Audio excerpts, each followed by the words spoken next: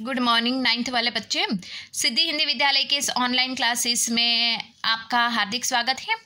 अब बच्चों यहाँ पे जिस प्रकार से हमारा हिंदी साहित्य का अर्थात हिंदी भाषा के भीतर हमारा जो पहला लेसन चल रहा है, यहाँ पे बैलों की कथा, जिसके रचना का रचयिता है, लेखक है प्रेमचंद, और साहित्य प्रकार जो है वो कहानी है। यहाँ पे पाठ की शुरुआत में मैंने आपको बताया कि कहानी थोड़ा सा उसका रिवीजन कर लेते हैं बच्चों, ताकि थोड़ा सा रिवाइंड हो जाए। जूरी कैची के दो बैल है, हीरा और मोती, वो उनको बहुत अच्छी तरीके से रखता था। एक दिन क्या होता है, वो अपने साले गया को यहाँ पे दो बैल दे देता है और थोड़े समय के लिए अपने पास रखने के लिए कहता है। दोनों बैलों को ऐसा लगता है मेरे मालिक ने हमें बेच दिया। गया जो होता है वो दोनों बैलों को लेकर जाता है, लेकिन दोनों बैलों को ऐसी गलतफहमी के कारण वो क्या करते हैं, दूसरे दिन मतलब रात को वापस भाग के अपने मालिक के घर आकर खड़े हो जाते हैं। वापस वहाँ से दोनों को गया लेकर जाता है और फिर उनको लेकर जाता है और दूसरे दिन खेत में जोत देता है। लेकिन दोनों बैल काम नहीं करते हैं और मस्ती करने लगते हैं, गया को परेशान करते हैं। आखिरकार दोनों की पिटाई होती है और फिर दोनों को वापस घर पे ले जाकर खूंटे से बांध दिया जाता है। वहाँ पे जो एक लड़की थी, ये लड़की दोनों को एक एक रोटी हर रोज़ खिलाती थी, तो लड़की के प्रति दोनों बैलों की आत्मीयता बढ़ गई थी। दोनों ने फैसला किया कि वो दोनों भाग जाएंगे। रस्सी इतनी मोटी थी लेकिन तोड़ नहीं पाएंगे, तो उन्होंने सोचा कि चबा चबा कर उसको तोड़ेंगे, लेकिन ऐसा नहीं होता है क्योंकि रस्सी बहुत ही मोटी थी। एक दिन रात को लड़की क्या करती है, दोनों बैलों की रस्सियों को खोल देती है।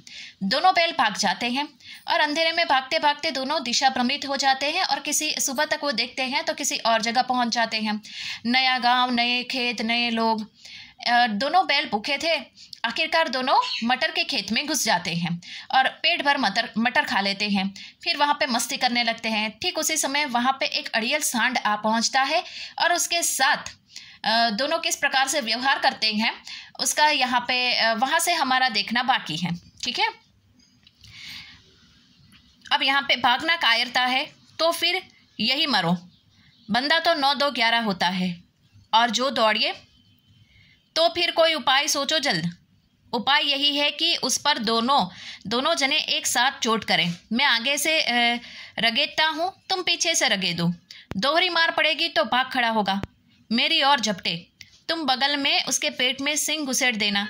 जान जोखिम में है पर दूसरा उपाय नहीं है। दोनों मित्र जान हथेलियों पर लेकर लपके। सांड को भी संगठित शत्रुओं से लड़ने का तजर्बा न था, वो तो एक शत्रु से मल्ल युद्ध करने की आदी था। जो ही हीरा पर झपटा, मोती ने पीछे से दौड़ाया। सांड उसकी तरफ मुड़ा तो हीरे ने रगेदा। सांड चाहता था कि एक एक करके दोनों को गिरा दे, पर ये दोनों भी उस्ताद थे, उसे वह अवसर न देते थे। एक बार सांड चिल्लाकर हीरा का अंत कर देने के लिए चला कि मोती ने बगल से आकर पेट में सिंग भोंक दिया। सांड क्रोध में आकर पीछे फिरा तो हीरे ने दूसरे पहलू से सिंग चुबा दिया। आखिर बेचारा जख्मी होकर भागा और दोनों मित्र ने दूर तक उसका पीछा किया, वहां तक कि सांड बेदम होकर गिर पड़ा। तब दोनों ने उसे छोड़ दिया। अब क्या होता है कि जो सांड है वो भी समझने वाला था नहीं। इसके लिए दोनों हीरा और मोती क्या करते हैं, दोनों सोचते हैं कि भाग चले। फिर वो सोचते हैं कि भागेंगे तो ये कायरता कहलाएगा, तो एक काम करते हैं, हम दोनों मिलकर उसके साथ युद्ध करते हैं, उसको परास्त करते हैं। इस तरह से क्या करता है, सांड जब हीरा पर हमला करता है तो मोती बचाव करता है और मोती पर हमला करता है तो हीरा बचाव करता है। इस तरह से दोनों ने सांड को एक एक सिंग मारकर जख्मी कर दिया और फिर जख्मी सांड को ऐसा लगा कि वो इन दोनों के सामने जीत नहीं पाएगा।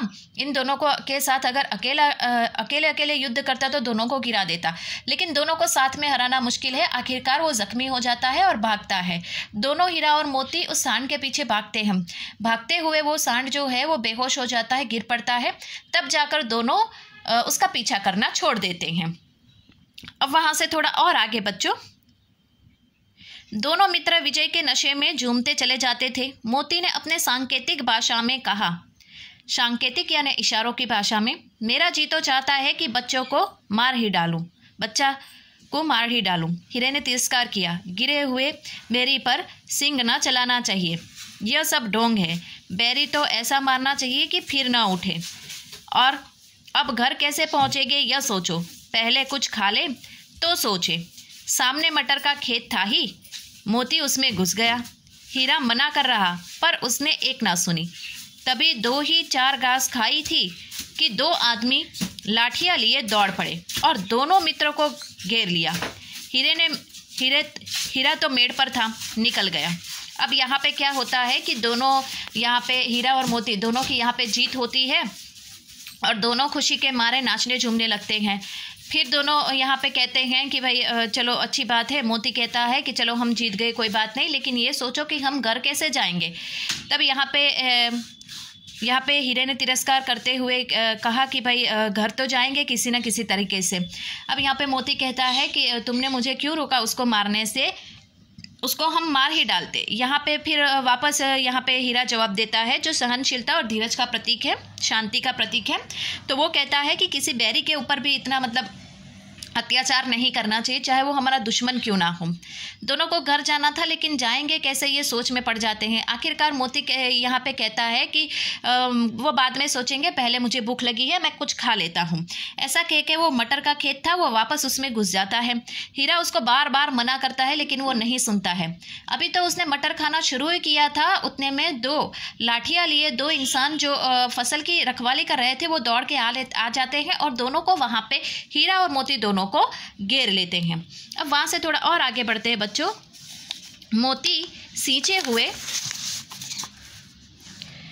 खेत में था, उसके खुर कीचड़ में धंसने लगे, न भाग सका, पकड़ लिया। हीरे ने देखा संगी संकट में है तो लौट पड़ा, फंसेंगे तो दोनों फंसेंगे। रखवाले ने उसे भी पकड़ लिया। प्रातःकाल दोनों किसी कांजी होश में बंद कर दिए गए। अब यहाँ पे सबसे पहले बच्चों कांजी होश या शब्द जो है, कांजी होश का मतलब होता है ऐसा स्थान जहाँ पे सारे के सारे प्रकार के सभी तरह के जानवरों को पकड़ के लाया जाता है और उनको वहाँ पे बांध कर रखा जाता है। और फिर जो जानवरों की हाट बाजार होती है जिसमें ऊंची बोली लगती है, वहाँ पे उनको बेच दिया जाता है। तो जिस मटर के खेत में यहाँ पे मोती खाने के लिए घुसा था, उसको 2 इंसानों ने पकड़ लिया।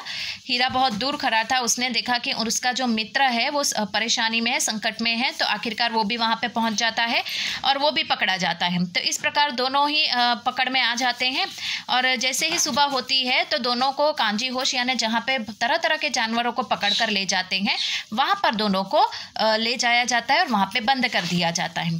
तो बच्चों आज जो है हम यहाँ तक रुकते हैं। आगे के वीडियो में हम इससे आगे बढ़ेंगे। फिर हम देखेंगे कि कांजी होश यानी मैंने आपको बताया जहाँ पे तरह तरह के जानवरों को पकड़कर बंद कर दिया जाता है। तो कांजी होश में किस प्रकार से ये दोनों बैल हीरा और मोती रहते हैं, उनकी वहाँ पे किस प्रकार की दशा होती है और आगे कांजी होश में किस प्रकार से वो व्यवहार करेंगे, उनकी स्थिति कैसी होगी, वो किस प्रकार से आगे बढ़ेंगे, उसके बारे में हम देखेंगे। तब तक के लिए हम यहाँ पे रुकते हैं। Thank you.